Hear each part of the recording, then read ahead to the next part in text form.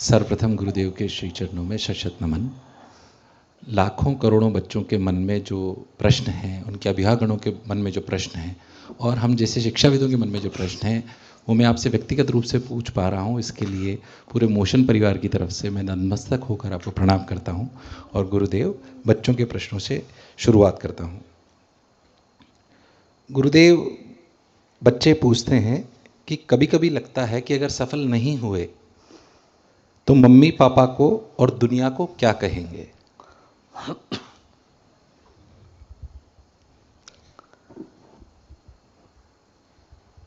सफल नहीं हुए तो कोई हर्ज नहीं, विफलता सफलता का अंग मानो। एक बार विफल हुए तो दोबारा सफल हो जाएंगे, वो भी समझ लाएंगे। एक बार देखो, कोई भी व्यक्ति ऐसे ही नहीं चल पड़ा, कई बार गिरा फिर तो दौड़ने लगे। जो दौड़ना चाहता है वो गिर भी सकता है, गिरने की भी आशंका होती है, मगर उससे भयभीत नहीं होना चाहिए।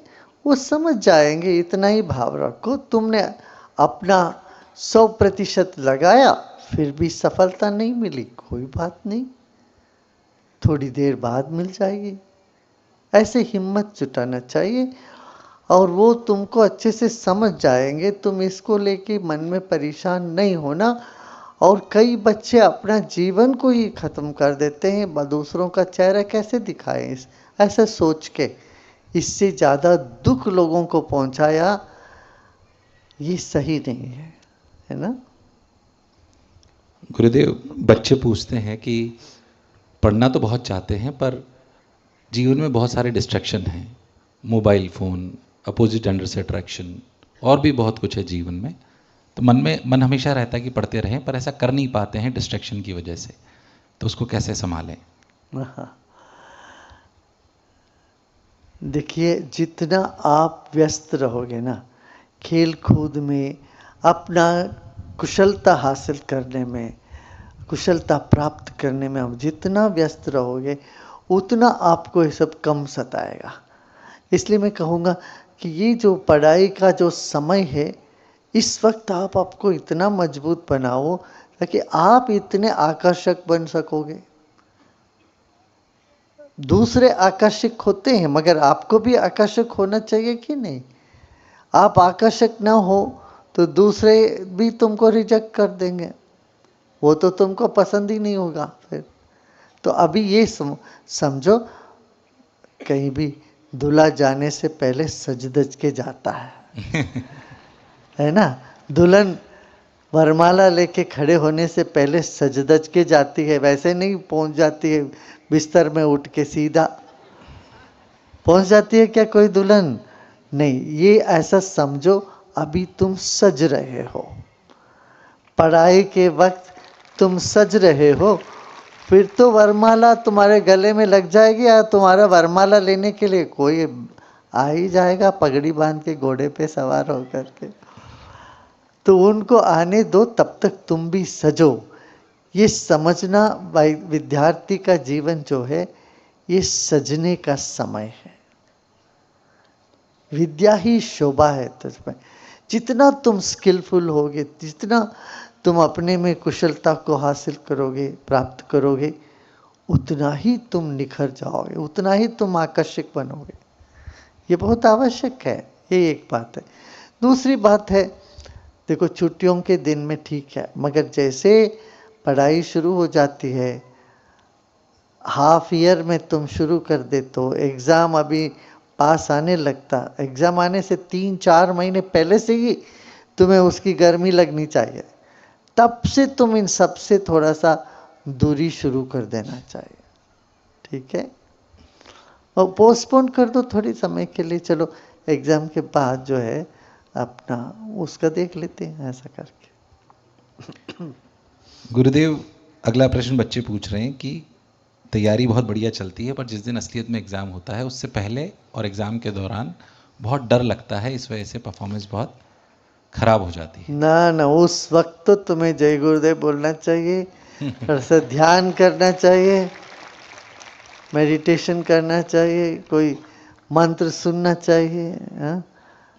ओम नमः शिवाय बोलो या हनुमान चालीसा पढ़ो, ये सब करो। तो आस्था जब होता है तो भय दूर भागता है। भय होने का मतलब अर्थ ही यही है कि हम आस्था से विमुख हो गए। ठीक है ना।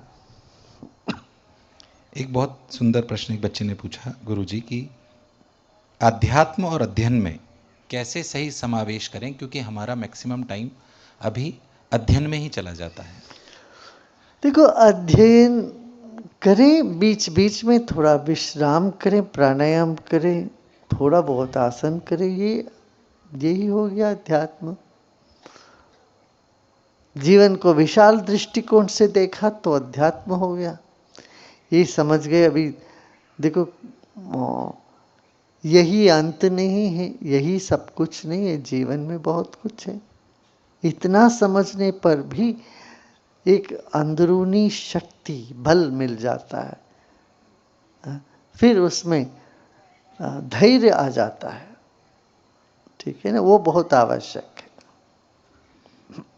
गुरुजी, अगला प्रश्न बच्चे पूछ रहे हैं कि कॉम्पिटिटिव एग्जामिनेशन, जैसे कि साइंस बेस्ड कॉम्पिटिटिव एग्जामिनेशंस हैं, उसकी तैयारी करते वक्त मेंटल पीस कैसे बनाए रखें। तैयारी करते तो हैं पर कभी कभी मेंटल पीस खराब हो जाता है, डर लगता है, भय लगता ध्यान है। करिए, मैंने इसलिए कई तरह के ध्यान ऐप में डाला है। 10-20 मिनट का ऐप है, ध्यान है ऐप में। वो सब ऐप को लगा के आंख बंद करके बैठ जाओ, थोड़ी देर योग निद्रा करो। देखिए, एग्ज़ाम की पढ़ाई के वक्त भी भोजन करते हो कि नहीं, तब सोते भी हो कि नहीं, तो दंत मंजन करते हो, स्नान करते हो, ये सब भी तो करते हो। एग्ज़ाम टाइम करके ये सब तो नहीं छोड़ते हम।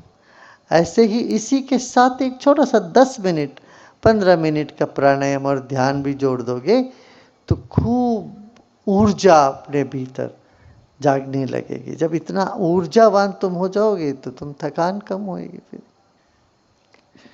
गुरुजी, एक पेरेंट्स अभिभावकगण प्रश्न पूछ रहे हैं कि जब बच्चे इस तरह की कॉम्पिटिटिव एग्जामिनेशन की तैयारी कर रहे होते हैं तो उनका व्यवहार थोड़ा चिड़चिड़ा हो जाता है, उन्हें मूड स्विंग्स ज़्यादा होते हैं, थोड़ा कभी कभी फ्रस्ट्रेशन फील करते हैं। इन बातों को एज अ पेरेंट हम कैसे हैंडल करें? उन पर ज़्यादा प्रेशर ना डालें। जब बच्चे सेंसिटिव है, उन पर दबाव नहीं डालना चाहिए। वो दबाव ना पड़े उन पर, इस पर आप थोड़ा ध्यान रखिए।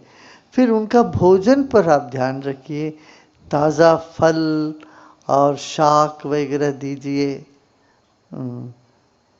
जो सब्जियां होती है वो सब दीजिए। इस तरह से उनको भोजन जो हल्का सुपाच्य भोजन हो, तब भी उनकी चिड़चिड़ापन कम होगी। ज़्यादा चटपटा का कुछ दोगे, उसको बहुत अधिक मिर्ची, बहुत तीखा, बहुत नमकीन वगैरह से ये जो रेस्टलेसनेस है ये बढ़ने लगता है, पित्त बढ़ने लगता है। ये एक बात है। दूसरी बात है, उनको हमेशा ये हिम्मत देते रहिए, धैर्य देते जाओ। अरे भाई, तुम कर लोगे, तुमसे संभव है, टेंशन नहीं रखने की ज़रूरत नहीं है, कोई बात नहीं। इस तरह से उनको बल देते जाएं। गुरुदेव, एक बच्चे ने प्रश्न पूछा है। कुछ बच्चे बहुत ढीले होंगे, उनको तो आप ये नहीं कह सकते हो। देखिए, साज में सुर तभी निकलता है जब वो बहुत टाइट भी ना हो और बहुत ढीला भी ना हो।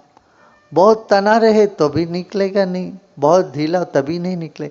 इस तरह से मध्य मार्ग में चलना चाहिए। कुछ बच्चे बहुत लापरवाही ढंग से रहेंगे, खो जाएंगे अपने खेल कूद की दुनिया में, भूल ही जाते हैं परीक्षा है, उनको याद दिलाना आवश्यक। कुछ बच्चे इतना ज़्यादा कॉन्शियस होके दिन रात वो घबराहट में आ जाते, दिन रात पढ़ते रहते, उनके लिए आपको बोलना चाहिए धीमी करो, विश्राम करो, सो जाओ, सब हो जाएगा। इस तरह से कोई बहुत दाहिने जाए तो उनको बाएं खींच के लेके, जो बाएं चले जाए उसको मध्य में खींच के, ये काम हमें करना